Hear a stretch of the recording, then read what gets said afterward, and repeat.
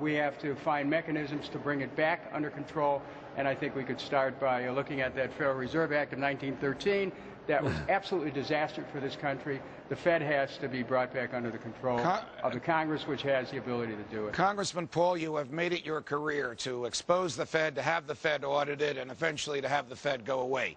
Do things like this, courageous federal judges forcing the Fed to show its ledger books, help move the ball forward to expose what the Fed is really like? Yes, it's wonderful, because I've been pessimistic. Even when Fox and Bloomberg filed these suits, I was sort of pessimistic, because if you look at it, and I know you have, historically the courts have been very fair to central banking, and not, you know, when you look at the gold clause and all, they always ruled against the people. This time, you know, we got a break here, and the momentum is great, and philosophically, you know, the education is moving along to expose the Fed for the fallacies, both morally and economically. So I think we're making great strides, and we should keep pursuing this.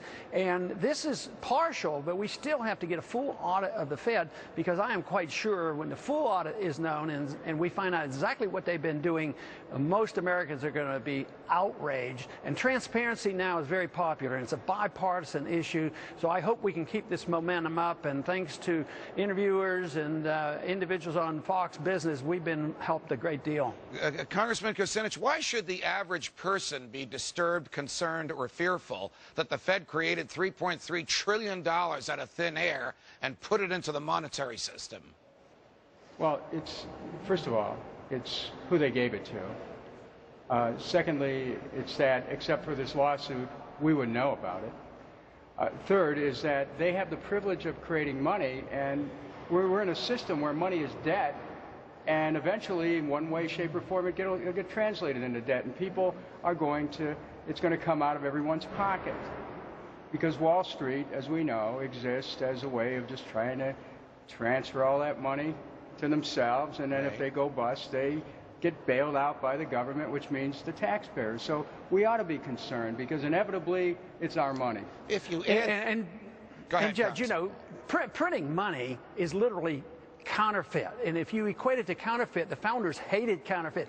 In the Coinage Act of 1792, they said that if you counterfeit the currency of the nation, you deserve the death penalty. But here we just casually accept, well, the Federal Reserve, we don't know who they are, but they always do good things. We'll let them counterfeit. Hopefully that's coming to an end. Look, if you add $3.3 trillion to the monetary supply in the fall of 2008, is it any wonder, I ask this to both of you, that in the spring of 2011, the price of everything is going up? Too much money chasing too few goods. It's an economics 101, almost textbook definition of the cause of inflation. Congressman Kucinich, and then Congressman Paul.